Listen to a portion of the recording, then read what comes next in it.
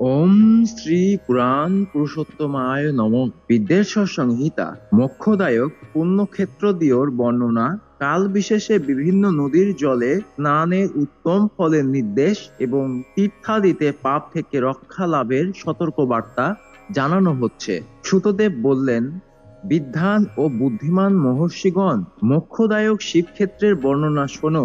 এখন আমি লোক রক্ষার জন্য শিব সম্বন্ধীয় আগমনের বর্ণনা করব। পর্বত, বন ও বাগিচা সহ এই পৃথিবী 50 কোটি যোজন বিস্তারিত। ভগবান শিবের আদেশে পৃথিবীর সমস্ত জগৎ ধারণ করে অবস্থিত। ভগবান শিব পৃথিবীতে বিভিন্ন স্থানে বসবাসকারীদের কৃপাপূর্বক মোক্ষদানের উদ্দেশ্যে শিবক্ষেত্র নির্মাণ করেছেন। এমন কিছু ক্ষেত্র আছে যেগুলি দেবতা এবং ঋষিগণ তাদের বাসস্থান করে অনুগৃহীত করেছেন, তাই সেগুলি তীর্থে পরিণত হয়েছে। আবার অন্য বহু তীর্থক্ষেত্র এমন আছে যা লোক রক্ষার জন্য স্বয়ং প্রাদুর্ভূত হয়েছে। তীর্থ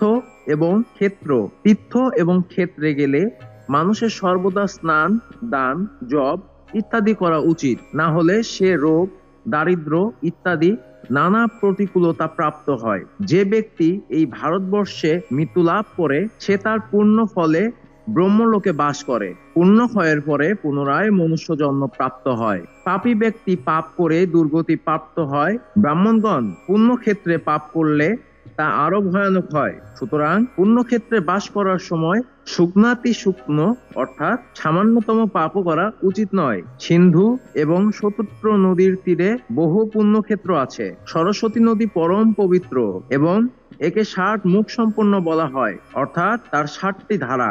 বিদ্বান ব্যক্তি সরস্বতীর ওইসব ধারার তীরে বাস করলে তিনি ক্রমশ ব্রহ্মপদ লাভ করেন। হিমালয় পর্বত থেকে প্রবাহিত পুণ্যশালীলা গঙ্গা শতমুখ সম্পন্ন নদী, তার তীরে কাশী, প্রয়াগ ইত্যাদি বহু পুণ্যক্ষেত্র আছে।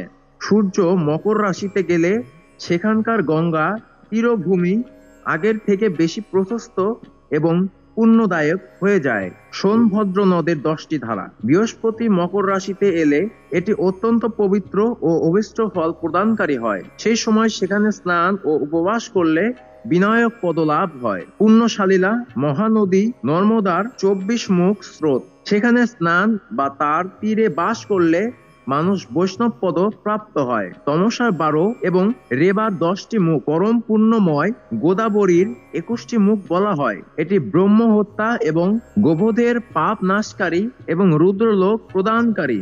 কৃষ্ণ বেণীর জল অত্যন্ত পবিত্র। এই নদী সমস্ত পাপ বিনাশকারী। এর 18 মুখ বলা হয় এবং এটি বিষ্ণুলোক প্রদানকারী। তুঙ্গভদ্রার 10 মুখ, এটি ব্রহ্মলোক প্রদানকারী। পুণ্যশালীলা সুবর্ণ মুখরীর 9 মুখ বলা হয়।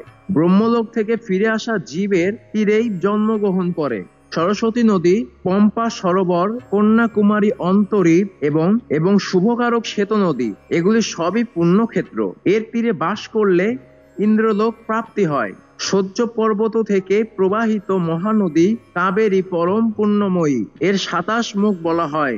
এটি সম্পূর্ণ অভীষ্ট প্রদানকারী। তার তীর স্বর্গলোক প্রাপ্তিকারী এবং ব্রহ্মা ও বিষ্ণুপদ প্রদানকারী। কাবেরীর যে তীর শৈব ক্ষেত্রের অন্তর্গত, তা অভীষ্ট ফল প্রদানের সঙ্গে শিবলোকেও প্রদান করে। নৈমিষারণ্য এবং বদরিকাশ্রমে সূর্য ও বৃহস্পতি মেষ রাশিতে এলে সেই সময় সেখানে স্নান করে স্নানাদি পূজা পাঠ করলে ব্রহ্মলোক প্রাপ্তি হয় জানবে। সিংহ এবং কর্কট রাশিতে সূর্যের সংক্রান্তি হলে সিন্ধু নদীতে স্নান এবং কেদার তীর্থের জলে স্নান ও পান জ্ঞানদায়ক বলে মানা হয়। বৃহস্পতি যখন সিন্ধু রাশিতে স্থিত হয়, সেই সময় সিংহের সংক্রান্তি যুক্ত ভাদ্রপদ মাসে গোদাবরীর জলে স্নান করলে তা শিবলোক প্রাপ্তিকারক হয়। ভগবান শিব পূর্বকালে স্বয়ং কথা বলেছেন। সূর্য ও বৃহস্পতি যখন কন্যা রাশিতে অবস্থান করেন, তখন যমুনা ও সোনভদ্রে স্নান করবে। সেই স্নান ধর্মরাজ ও গণেশের লোকে মহাভোগ প্রদানকারী হয়। মহর্ষিগণ কথা বলে থাকেন। যখন সূর্য ও বৃহস্পতি তুলা রাশিতে অবস্থান করে, সেই সময় কাবেরী নদীতে স্নান করবে।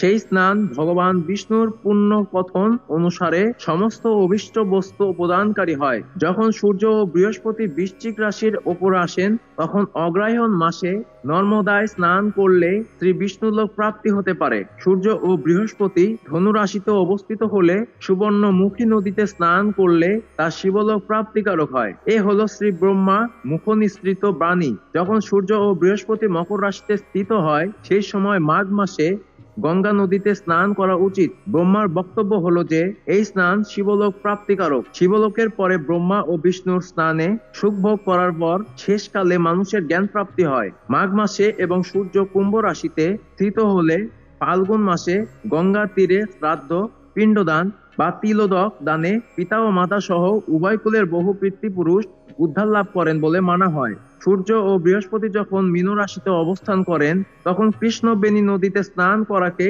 ঋষিগণ প্রশংসা করেছেন। ওইসব মাসে পূর্বোক্ত তীর্থে স্নান ইন্দ্রপদ প্রাপ্তিকারী হয়। বিদ্বান ব্যক্তি গঙ্গা অথবা কাবেরী নদীর আশ্রয়ে তীর্থবাস করবেন, তাতে সমস্ত পাপ তৎক্ষণাৎ অবশ্যই বিনাশপ্রাপ্ত হবে। রুদ্রলোক প্রদানকারী বহু ক্ষেত্র আছে। তাম্রপর্ণী এবং বেগবতী এই দুই নদী ব্রহ্মলোক প্রাপ্তির ফল প্রদানকারী। এই দুটির তীরে বহু স্বর্গ প্রদায়ক ক্ষেত্র আছে। এই দুয়ের মধ্যেও বহু পুণ্যপ্রদ ক্ষেত্র আছে। সেখানে নিবাসকারী বিদ্বান ব্যক্তি ঐরূপ ফলের ভাগী হন। সদাচার, উত্তম বৃত্তি এবং সদ্ভাবনার মনে দয়াভাব থাকা বিদ্বান ব্যক্তির তীর্থে নিবাস করা উচিত, অন্যথায় তার ফল পাওয়া যায় না। পুণ্যক্ষেত্রে অল্প পুণ্য করলেও তার অনেক বুদ্ধি লাভ হয় এবং সেখানে করা ছোট পাপও মহাপাপ হয়ে যায়। পুণ্যক্ষেত্র থেকে জীবন কাটাবার সংকল্প করলে সেই পুণ্য সংকল্পেই তার সমস্ত পাপ তখনই নষ্ট হয়ে যায়, কারণ পুণ্যকে বলা হয় ঐশ্বর্যদায়ক। ব্রাহ্মণগণ তীর্থবাসজনিত পুণ্যকায়িক, বাচিক ও মানসিক সমস্ত পাপ বিনাশ করে।